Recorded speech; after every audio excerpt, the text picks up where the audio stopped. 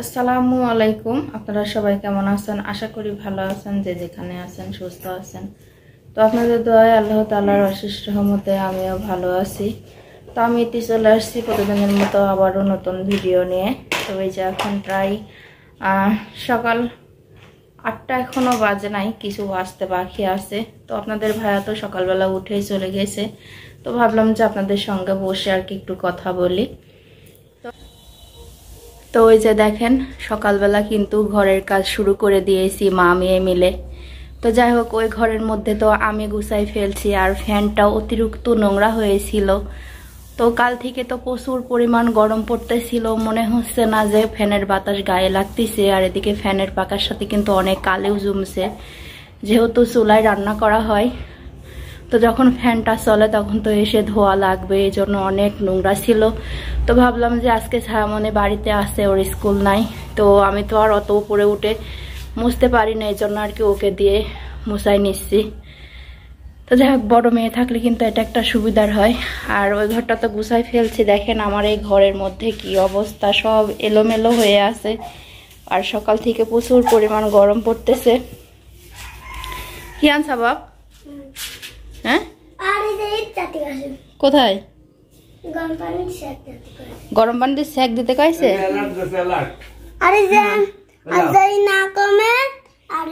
ডাক্তারের কাছে। তো এই যে দেখেন তানভীরকে হলো ওর দাদা নিয়ে গিয়েছিল ডাক্তারের কাছে। তো এই যে এই জায়গায় একটুখানি কেটে গিয়েছিল, যাই হোক বাঁশের চোচালিতে। তো হয়তো বা ওর কিছু এর মধ্যে আছে, জন্য ইনফেকশন হয়ে গেছে। তো কি অবস্থা আঙুলটার। তো যে দেখালাম তো ঘরের মধ্যে কি নোংরা হয়েছিল, তো সেসবগুলো আর কি ঝেড়ে মুছে অনেক কালি পড়ছিল। তো সেগুলো আর কি ধুয়ে এখন বাইরে দেব। তো যাই হোক, বাইরে কিন্তু এসে দেখি যে একটুও জায়গা নেই। তো যতই দড়ি টাঙাই না কেন আমি কিন্তু খুব কমই জায়গা পাই। তো আবার চলে আসলাম সে তিশা ভাবির বাড়ির পিছনে। তো এখানে ওরা তো নেই, এখন দড়িটা পড়েই আছে। আর যাই হোক, এই জায়গা কিন্তু অনেকটা রোদ থাকে সারা দিন, সে সকাল থেকে উঠেই রোদ থাকে বিকেল পর্যন্ত।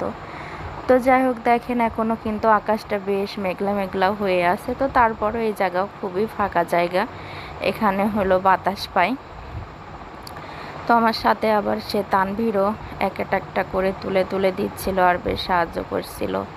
তো বারবার ছাপড়ায় ছাপড়ায় তোলা কিন্তু অনেকটাই কষ্ট, আর এদিকে আমারও কিন্তু প্রচুর মাজার সমস্যা, বেশ ভালো করে ছাপড়াইতে পারি না। তো যাই হোক, সব কাজগুলো সেরে আর কি এখানে আসলাম। সে মুরগির যে কালকে নেট দিয়ে কোনো রকম করে হালকা পাতলা করে ঘিরছিলাম। তো একদিনে তো সংসারের কাজ সেরে এগুলো করাও অসম্ভবের জন্য আর কি 2-1টা খুঁটি দেওয়া বাদ ছিল। তো এখন আমি সেগুলোও দিয়ে দেব। তো যে ওই কোনাটাতে একটা খুঁটি লাগবে, আর যে আমি পাটিটা বিছাই দিয়েছিলাম এটা কিন্তু এখনও বাঁধা হয় নাই। তো বেঁধে দিলে আর কি জিনিসটা শক্তও হবে, আর বেশ বাতাসে পড়ে টরে যাবে না, এই জন্য। তো দেখেন এখানে কিন্তু আগে অনেক পাতা পালা দেওয়া ছিল আর কি, আমার শাশুড়ি এখানে রাখছিল। তো এর মধ্যেও কিন্তু এর আগে ডিম পারছে। তো যাই হোক, পাতার মধ্যে হয়তো বা অত ভালো করে দেখি নাই। তো এই যে দেখেন এর মধ্যে একটা ডিম পাইছি। তো এই যে এখানে আর একটা ডিম আছে। তো এটা কিন্তু অন্য কারোর ডিম না, আমার এই হাঁসের ডিম। হয়তো বা ভাববেন যে কার না কার ডিম, কিন্তু এটা চীনা হাঁসের ডিম। এখানে এর আগে হাঁসগুলো ডিম পারছে, অনেক পাতা ছিল নিচে পড়ে গেছে। তো 2টা ডিম পেয়ে গেলাম। তো একটা তো ভেঙেই গেছে, এখনও ভালো আছে ডিম, যেহেতু মাটি চাপা ছিল তো ঠান্ডায় ডিমটা ভালোই ছিল। তো যাই হোক, এখন সব কিছু তো আমারই সংসারের কাজ, এগুলো কিন্তু সংসারের মধ্যেই পড়ে। তো আমার জিনিস তো থাকবে, আমি না করলে কে করবে। তো যাই হোক, এখন আমি এগুলোই করে দেব। এর মধ্যে বেশ কয়টা হাঁস খুব আরামে আছে, এই জায়গাটা অনেক ঠান্ডা আর ছায়াও আছে। তো তারপরে তো আবার আমি পাটিটা বিছাই দিছি। তো এখন আরও এখানে ঠান্ডা হয়ে আছে। তো যাই হোক, এর মধ্যেই রাখবো, এভাবে পালাই ঠিক। তো আজকে তো আমি সেই তরকারিটা আগে রান্না করে ফেলছিলাম। তো যখন ভাতটা চুলাই দিই তখন আপনার ভাইও হলো নিয়ে আসছিল ছিল ওল। তো আমার সকালবেলার উস্তা ভাজি আর পটল ভর্তাটা ছিল, আর এখানে পুঁটি মাছ দিয়ে আর পুঁই শাক আর মূলা আলু এসব দিয়ে আর কি 12 মিশালি করে তরকারিটা রান্না করে ফেলছিলাম আগেই। তরকার ভাইয়া ছিল না, তো আসতেও দেরি করেছে, আর আমি ভাতটাও খুব দেরি করে চড়াইছি। তো ওল নেওয়ার সাথে সঙ্গে সঙ্গে বলতেছিল যে একটু ভাতে দিয়ে দাও, তো ভর্তাটা খাওয়া যাবে। তো যাই হোক সাথে সাথেই কেটে আর কি আমি রাইস কুকারের মধ্যে দিয়েছিলাম। অনেক সুন্দর কিন্তু গলে গেছে ওলটা, এত সুন্দরভাবে বলছে, আর বেশ মম করছে গন্ধ, তার সাথে তো শুকনো মরিচ ভাজা, কোনো কথাই নেই। আর এদিকে আজকে আমি ভর্তাটা করতে পারি নাই, তো ওই যে তাওটাও নিয়ে আর কি মুরগির খামারটা বানাইতে চাই, এগুলো হাতটাও কেটে গেছে। তো আপনার ভাইকে বললাম যে আজকের ভর্তাটা তুমি করো, তো কিছু বললো না। ও বেশ সুন্দরভাবে মরিচগুলো চটকায় চটকায় ওটা ভর্তা করে ফেললো। আসলে ছেলে মানুষের হাতের ভর্তা অনেক সুন্দর আর কি, স্বাদ হয়েছে। তারপরে অনেক দিন পর খাইছে। তো আপনার ভাই তো খাওয়া শুরু করে দিয়েছে, এদিকে ছায়ামণির তানভীরকে ওদেরকেও খাওয়াই ফেলছি। তো এখন বাদ আছি আমি। তো এখন আমি প্রথমে একটু ওল ভর্তা আর পটল ভর্তা, তার সাথে নিলাম 2-3 পিস শসা। তো যাই হোক ভর্তা দিয়ে ভাত খেতে আমার খুবই ভালো লাগে। তো ওলের সাথে কিন্তু আপনার ভাইয়া পরে ভাত টাত খাওয়ার পরে বিকেলে বের হয়েছিল, তো আবারও সে আমরা আর একটা লাউ দিয়ে পাঠাইছে। তো যাই হোক যখন যেমন টাকা তখন তেমন বাজার। তো এই যে তানভীর তো আমরা খাই প্রচুর, আমিও খুব পছন্দ করি আমড়াটা।